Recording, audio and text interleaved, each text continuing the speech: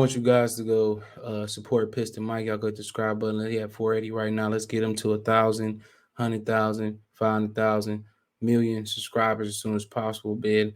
Let's help him put it down. Make sure you go over there and subscribe. If you like the Pistons, you want to support me, think about sending me a donation. Best way you can help me right now is go subscribe over to Piston Mike and go help him get his numbers up, putting in work, hard work, smart work, dedicated work, consistent work. So make sure you go over there and appreciate that work. So remember, the name is Piston Mike, and I have a link in the description. If you have a problem finding it on YouTube, it'll be under source link or Piston Mike channel link in the description. Peace. All right, Saddiq Bey dropped a 50 ball yesterday in the game we probably on paper should have lost versus the Orlando Magic, which if we would have lost, then they would have turned out to be we had the worst record in the league, and that kind of would have temporarily gave us the best opportunity to win the lottery again, right? Which I don't guarantee if you win the lottery or not. But a little bit something different about this game. You want to know what made this game different? And what I've been saying about Saddiq Bey is that he's been getting held back, especially because of Jeremy Grant. He's been getting held back. Is that look when he's able to get into a rhythm, he's not gonna drop 50 every night. And this was the 850-point game in March, I believe they said, right? But his shot attempts, when he able to get himself into a rhythm, because who else out there gonna get themselves into a rhythm from the perimeter? Nobody really, other than maybe Isaiah Livers. Nobody. This was a game they should have lost. But Saddiq Bey showed people that when he get his shots up, he can be more efficient. He can be a number two, a real viable number two option, or he could be a really good number three option. In my opinion, I felt that he is a better second or third option than Jeremy Grant. And when Jeremy Grant is not out there, you know what I'm saying, he looks a lot better. And I've been saying this. He should have been allowed from the beginning to play the Killian Hayes type of role next to Cade, which Cade handling the ball. Him and Cade should have been sharing ball handling responsibilities. That's what they should have been doing. They should have been sharing ball handling responsibilities.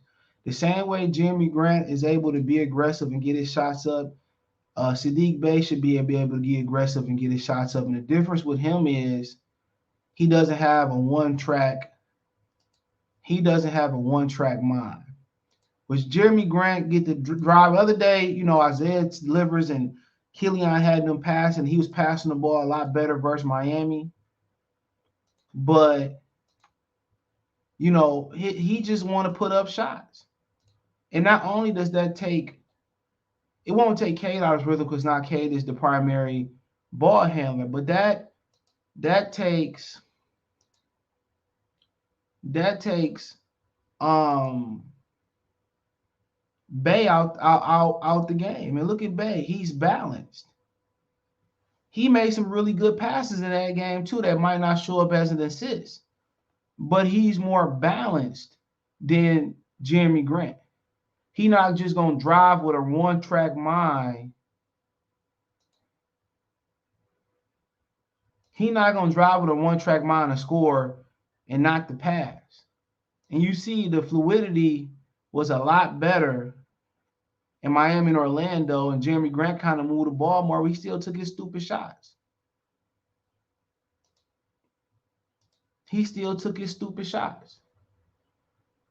You know what I'm saying? And Jeremy Grant showed that, you know, one of the reasons you might have to move on from Jeremy Grant.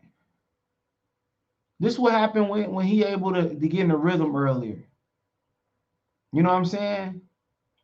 You got a real viable potential, real 1-2 punch between him and Cade. And another thing that also does is it might deter you from taking a Jaden Ivey. You know what I'm saying? It may deter you from taking a Paolo Baranch now, whatever his name is. You say, well, why would that deter you from taking one of those guys? Because you really don't need a guy that can create that need to create their own offense.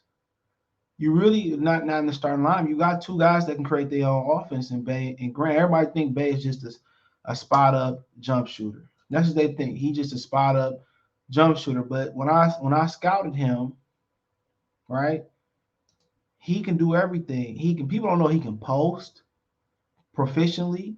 He can pass. He can get it off the dribble and score and shoot and get to the basket. He can get his. He can be he's a well-rounded offensive player. He can be like James Harden and be a rhythm scorer. Get to the bucket, shoot off the dribble. He can catch and shoot. He can post up. He can pass. He can facilitate. He can do everything. But he ain't been able to show that because, in the beginning of the season, it was about Killian Cade sharing the ball and Jeremy Grant getting the shots. And Jeremy Grant was probably, had the most shot value because he's Jeremy Grant. And he was the primary veteran scorer on this team. And I continue to take Saddiq Bey out of his game. That continue to take him out of his game. So people said, we slipping this year. He's not been getting opportunities between Cade, Killian handling the ball, Jeremy Grant coming back with Cade. He's never got his opportunity to really show what he can do. They trying to figure out the ball handling responsibilities. They trying to figure out how Jeremy Grant, Cade, and him fit. And most of all them shots he took, or at least made, was in the rhythm. And his teammates was trying to find him. And Cade and Jeremy Grant, wherever Jeremy Grant was, I'm not sure. But with them being out, it gave him an opportunity to shine. To show that, hey, I can be a number two if you write some plays. I'm better than just sitting in the corner. If you can give me some plays, I can do this too. So once again, when you see something like this is what he's capable of. I'm not saying he's gonna get 50, but he's a capable 20.5 to 8 rebounds guy. He's a well-rounded offensive player. And you like, well, what I really want to add another, scorer like Jaden Ivey to the team. Would I rather just add a Shat Holmgren who could pretty much do everything, or Jabari Smith that can pretty much, catch and shoot and post a little bit, and you know what I'm saying? Or I'd rather add a Shat Holmgren. You know what I'm saying? Do I really want to add somebody else that their primary thing is just to score? Do I really want to add that and take away from what he can do? You always can remove Bay from the situation. His name is hot as anything right now. You always can remove him and Jeremy Grant, but Jeremy Grant is gonna have to be removed. It's as simple as that. He's gonna have to be removed. And the thing about it is they're gonna have to find a way to get this kid more shots. What, he took 27 last night, 27? He should be in that range, that 20 to 27 range every night. And if that one can't go to the bench, making him the primary ball handler, that's what you got to do. If that, splitting up some of the ball handler responsibilities and letting him be at the top of the key on the wing and create for everybody else, that's what they're going to have to do. This team had the potential to be so much better record-wise than what they are. And I'm fine with that. Get another premier talent. But as clear as it's looking now, it's really looking like Shet Holmgren, Jabari Smith is the picks. You know what I'm saying? Fit-wise. Add Jaden Ivey and you move Jeremy Grant, keep Jeremy Grant. Now you got 4 scorers out there on the court. You take Jeremy Grant, now you got 3 scorers on the court, and that's fine, but you just got to find a way to make it work, like Chris Mullins, Tim Hardaway, Mitch Richmond. You got to find a way to make it work. Sam Cassell, Glenn Big Dog Robinson, Ray. It can work with Ivy at the point, Cade at the 2, however you want to do it, it can work. But when you look at a guy like Shat Holmgren, it's just the ideal fit. He does everything.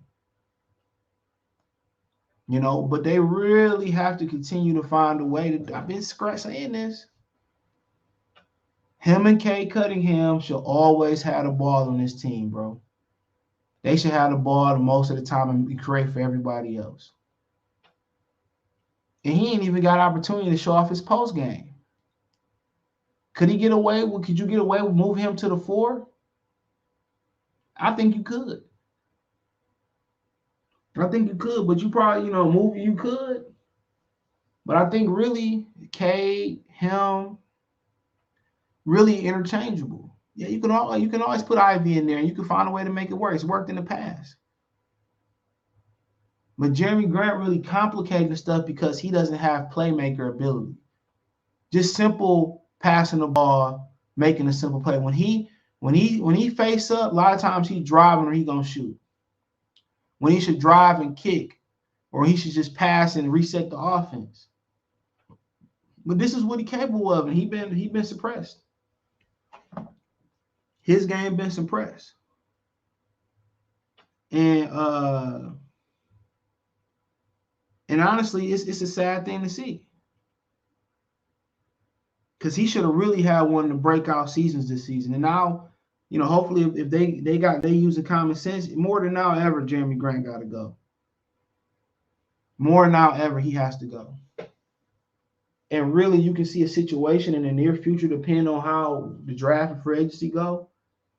You can see a situation where your new forwards might be Cade at the 3, Bay at the 4, Bagley or Mitchell Robinson, whoever at the 5. You know what I'm saying? You might see a situation with Ivy in the backcourt, and maybe they spend some money and get somebody else, or maybe they still believe in Killian Hayes.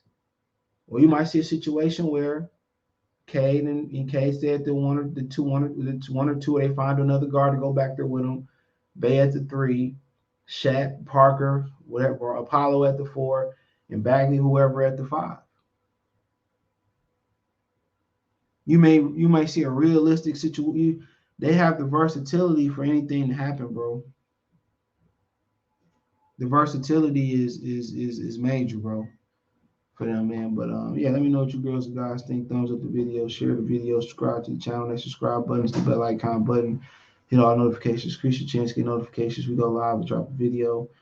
You can find me on Twitter, Facebook, Instagram if you have a business question, inquiry, sponsorship, video request.